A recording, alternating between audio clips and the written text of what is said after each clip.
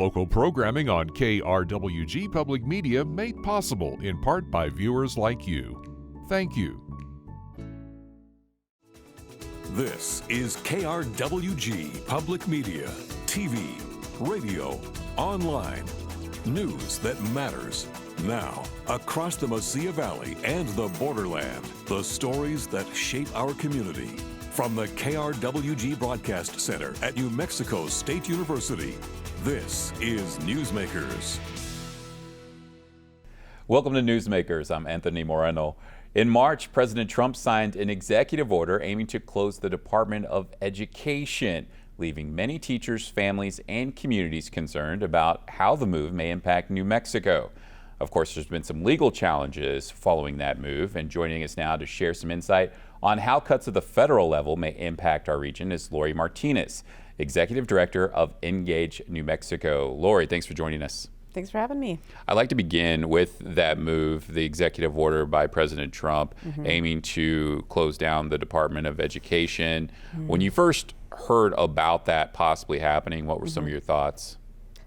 Well, you know, we have seen President Trump version 1.0, right? This is his second term. And so we saw before when he appointed Betsy DeVos as the Department of Education. Now she comes from Michigan, right? And so there's, you know, what we're really looking at is the difference in two models of education, right? Because as we speak, what's also being rebranded or reintroduced in Congress is a school choice bill. And so about school vouchers, right? And so really, when I look at what the Trump administration has been doing, it looks to be this difference between two models, and that's the traditional school model, where you have school boards doing local governance. You also have teachers unions, and you have community and parent engagement. And then really what it looks like they're going for is the market model, where you have school choice and school vouchers, which many of us would argue that school choice for some means much less choice for others. You have billionaire philanthropists. You have the gutting of, there's decisions for the very many being made by the very few. And so I would argue that it's a difference between two very different models of education. We've certainly seen how some states have addressed school choice and moved forward with their own version of that, and that debate continues. It does. But I want to talk with you. We saw a move by a federal judge recently to block that move by President Trump. I mean, for right now, what does that mean? Well, that's the question. What is so hard about this is that normally, you know, when we in our communities face challenges in education or whatever, really, there's typically some way to accurately assess the threat. And there has been so much chaos since January. How do you assess the threat when what's true from week to week or even from day to day changes? And so we don't know. We know that all these executive orders are being handed down. We know that what's legally required, you know, to happen in Congress is being bypassed in many ways right now. And so all these executive orders are coming down, things are getting implemented, and things are getting fought out in the courts. And so for those of us out in our communities, you know, we're just trying to grapple with what does this mean and how do we prepare? So how do you see a move like this having a ripple effect on New Mexico? Well, for New Mexico and for many states, I mean, the bottom line is if they dismantle the Department of Ed, the question is, what's next? And I think that is a question that we need to be asking this administration is, okay, the argument is we dismantle the Department of Education because states and local communities should have more control. Well, people across the political spectrum are going to agree with that, myself included. You know, but we have a Department of Ed that does some very specific things, and one of the big things it does is send money to the states. And so in New Mexico, if you dismantle the Department of Ed, I think a big question we need to be asking is what do you replace it with, and then what happens to the money, right? And the oversight that the Department of Ed has been providing, and the data. So in New Mexico, if that money goes away, that's 8,000 jobs lost really in our state. And so, and also, you know, when they're cutting things like Title I and Title II is teacher prep, a lot of teacher prep. Title I is often a lot of funding that goes towards vulnerable students. And so these programs that support vulnerable students and then the data that goes with them that shows, the efficacy of these programs, you cut those, you're cutting support for some of the most vulnerable students in any state, including ours. When those cuts happen, they often impact, there's been a lot of people that have voiced their opinions on how these cuts may impact vulnerable communities. What are your thoughts on that? Well, again, it depends on the cuts, but for example, we don't have enough teachers. And so some of those cuts on Title II and teacher prep, those are already happening. So in New Mexico, we have, for example, the Educator Fellows program that's facing cuts.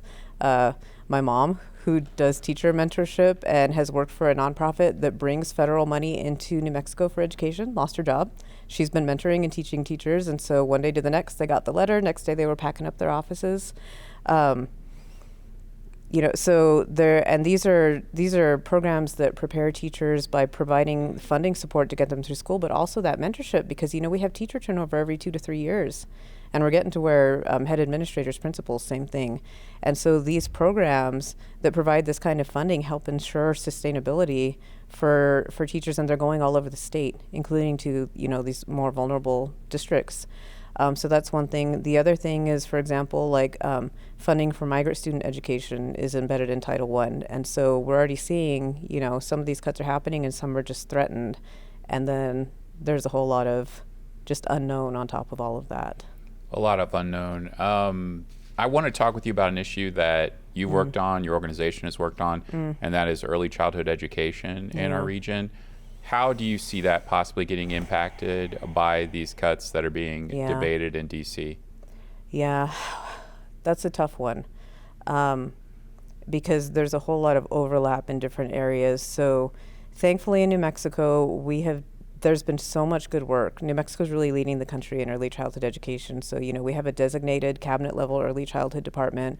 We have 2 designated funds, the Early Childhood Trust Fund and then a piece of the state land grant fund that goes towards early childhood education. So with the last legislative session, our early childhood budget in New Mexico is close to $1 billion. Now, we still get federal dollars, and then there's also dollars that are, adjacent. So for example, Medicaid cuts. Many people think about how that affects everyday New Mexicans, as they should, because we have about a third of our population in New Mexico that are in Medicaid, and 57% of our kids are covered by Medicaid. So that's a huge thing right off the bat, right? But also in New Mexico, we have some programs in early childhood that are now covered by Medicaid, such as home visiting. And then this last legislative session, we just passed a doula, there was a whole group of advocates across the state, but our state legislature passed the doula credentialing bill. So all these allied health professionals, like doulas, like promotoras, or also known as community health workers, who have historically been doing work all over our communities, doing preventive work, doing a lot of unseen work, who have been paid next to nothing, are now finally getting that recognition as working in allied health, but also getting Medicaid reimbursement. So that bill just passed our legislature, and right now they're working through all the implementation pieces of it. But, we lose Medicaid, and so that doesn't just impact people's access to primary health care and other specialized treatment, but it impacts access to things like early childhood services like home visiting, doula care. A lot of things that people in our state are using right now. Very much. I want to talk about what the state has done. You mentioned a number of things there. Yeah. Are those moves sustainable enough to withstand a major cut at the federal level? Well, that's the $1 million question, or one of them.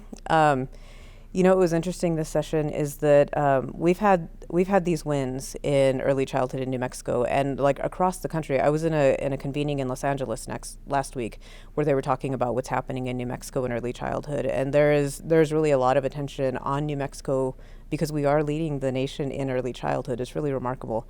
And that hasn't always been the case, so this is a pretty big these were news fights. These were decade-long fights, and very much, a lot of them very much community-led and organized fights that grew and grew and grew. And so New Mexico has a remarkable story when it comes to early childhood.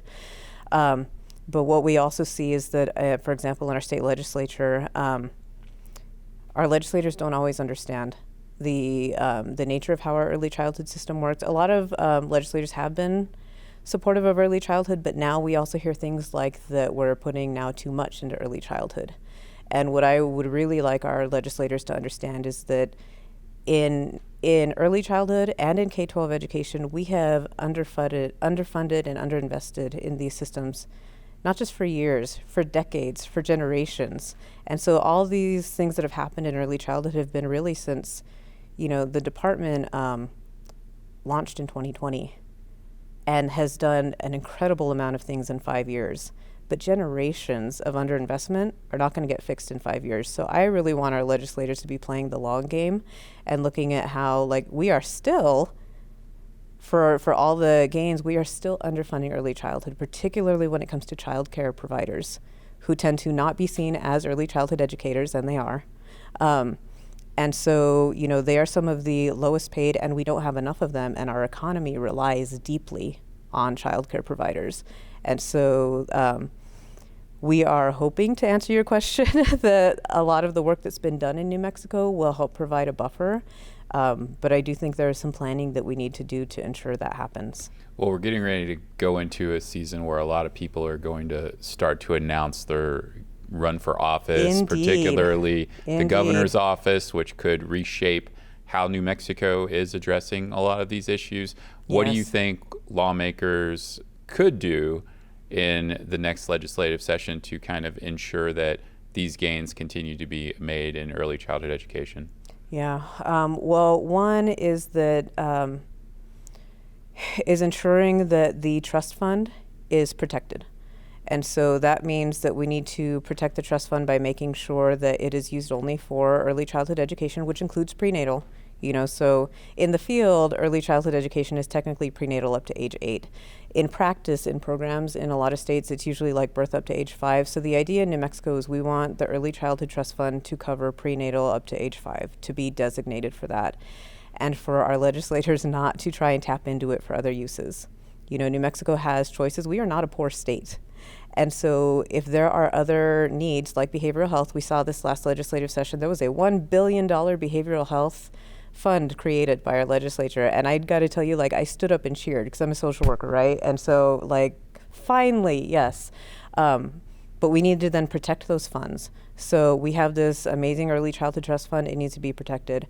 We also need to ensure in childcare, for example, during the pandemic, our early childhood secretary, there had been a huge issue for a long time of eligibility for child care assistance, where technically families up to 200% of the poverty level were eligible for child care assistance, but really, unless you were at 100% of the poverty level, unless you were just really poor, you weren't going to get child care assistance.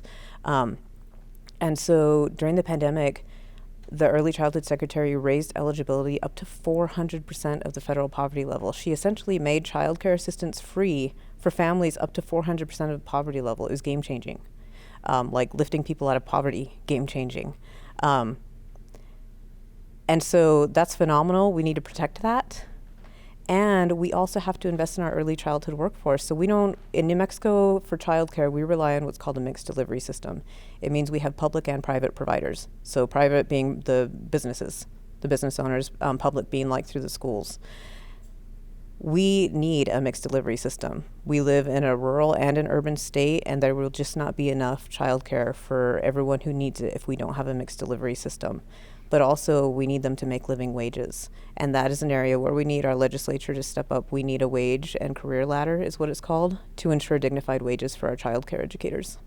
Well, we'll certainly see how this unfolds and follow that story, and look forward to continue that conversation with you. I do want to talk about another issue that is tied to early childhood education and care, and that's Head Start concerns. Yes. You may have. Obviously, this program serves hundreds of thousands of kids across the country.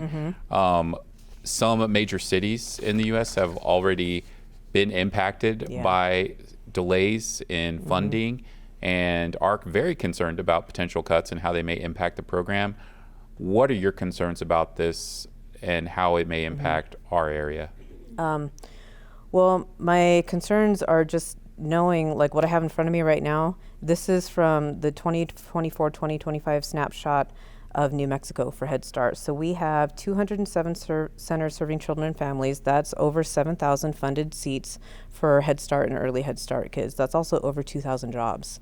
And with that, I think a lot of times people also don't realize that along with Head Start, the programming and the childcare that comes with it are a whole bunch of home visits, screenings, parent engagement, diagnostic and treatment screenings. There's a lot that comes with the program when we've got kids involved and their families in Head Start.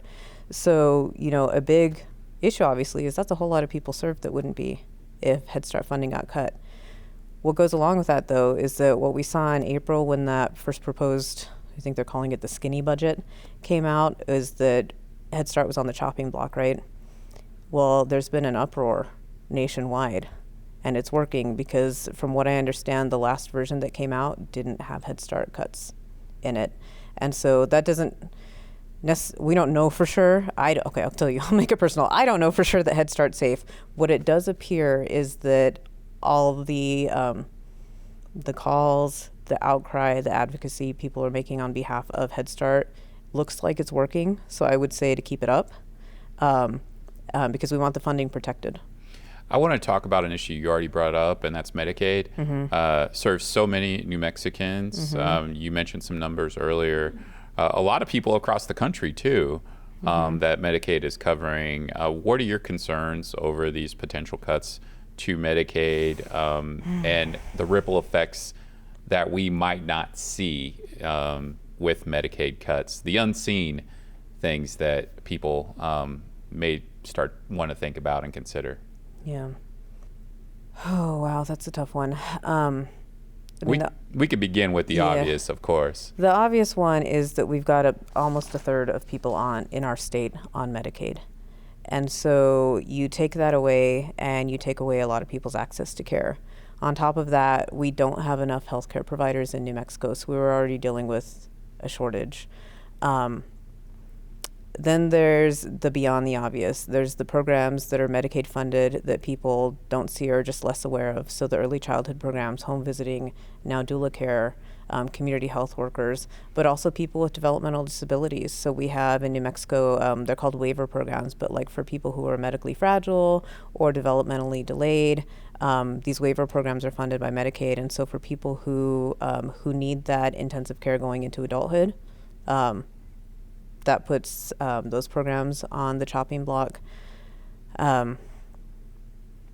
What I can tell you what I'm personally concerned about is that I don't know what I don't know. So there's any number of primary and secondary consequences that come with cutting Medicaid that I'm not even sure I'm aware of. I can also tell you, for example, that there's been a big push in New Mexico to do a Medicaid buy-in system.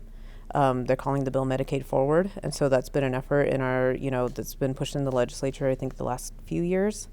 And so obviously something like that where anyone could buy into Medicaid, something like that, the odds of that getting passed are much, much less when we're looking at other cuts to Medicaid, threatening programs that so many people already currently rely on. I see. Now, I do want to talk with you about an issue that I think is always of concern, and that's just really how these cuts at the federal level are going to impact our overall economy in our region. We've certainly spent a lot of time talking about education, healthcare. What are some other concerns you have on how our economy might be impacted and impact families in our region? Well, a big one down here is it's not just the cuts, it's where are resources being directed instead. And so in this community, we're in that 100-mile border zone, and so immigration is a huge one.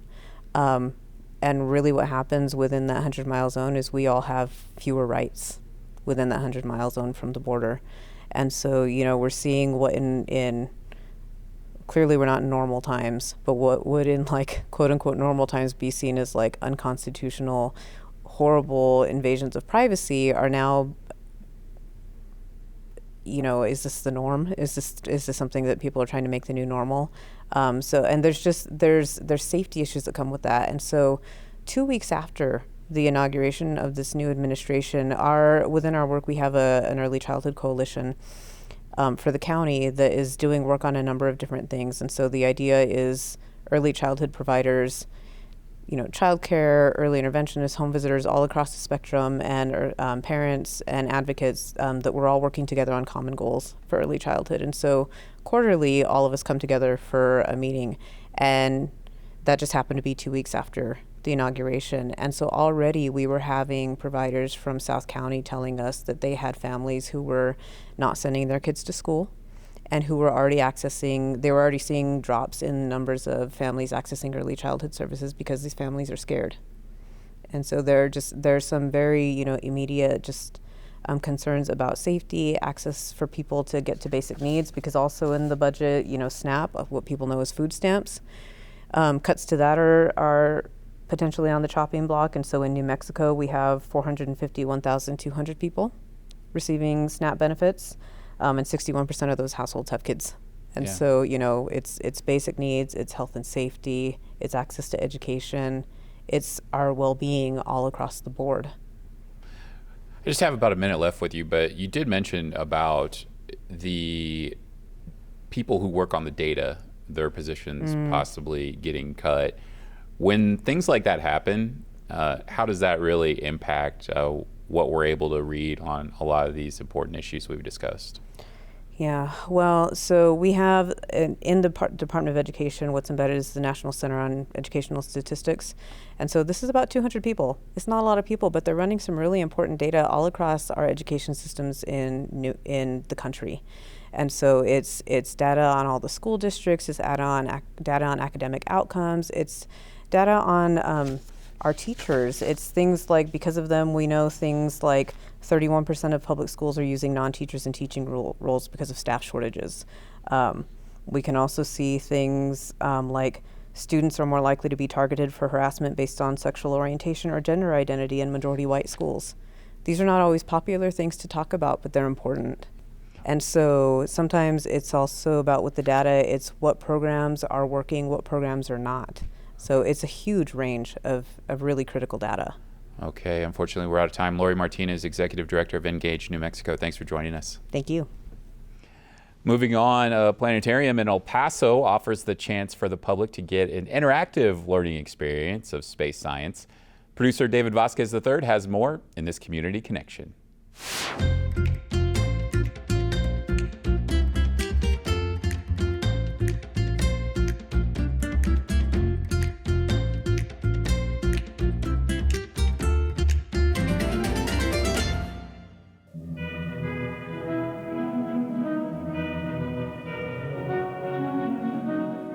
So the planetarium has been a staple here in El Paso since 1969. So in 2021, we actually moved to this new location here in the northeast of El Paso. This new location was built in partnership with the City of El Paso and El Paso Independent School District. We have upgraded a lot of our equipment. We have state-of-the-art projector system and, of course, state-of-the-art exhibit room area in which we have many interactive displays. In our digital displays, we have a lot of really cool interactive activities that are all based on NASA and specific NASA websites. All of this will have people interact with them as well as gain a lot of knowledge on space science. Not only that, but we do have a couple of our staple exhibits from back when we were at the old location on Boeing. We have our Apollo mock suit here with us, and we also have the Gemini capsule. The planetarium is actually open Monday through Friday during the school year. We're completely free of charge for any school that would want to visit us in the El Paso and neighboring areas. We focus on elementary and middle school visits and students because they actually get tested by the state in astronomy.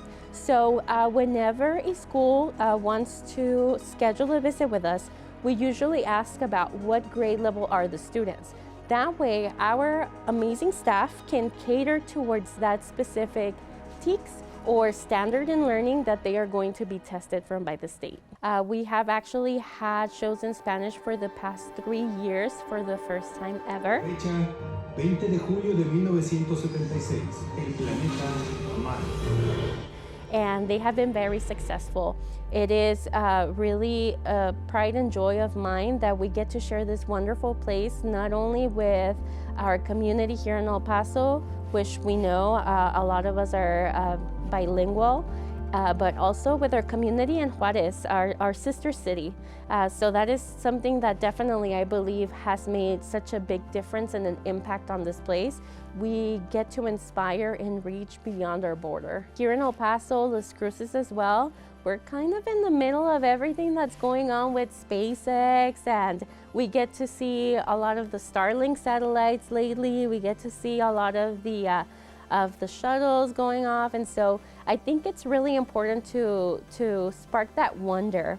When you're young, you don't think you can become an astronaut, or you don't think it might be too hard to become a, engineer. And so this place is meant to excite and also to encourage students to follow their dreams, and hopefully they get really inspired by the show, and so that way they can feel a little bit closer to that dream. The information for our planetarium you can actually find on the EPISD website. If you type in planetarium, you should be able to spot us there. Our Facebook and on Instagram is actually where we're often posting about our events, which are always 100% free of charge, not only for the school districts, but also for the general public. So these actually happen once a month on a Saturday. And during the summer, when the kiddos are out from school, we have public shows during that time as well. So all June and July. Thanks for joining us for this week's episode. Remember, you can always keep updated with news at krwg.org, where you can also sign up for our newsletter. I'm Anthony Moreno. We'll see you next time on Newsmakers.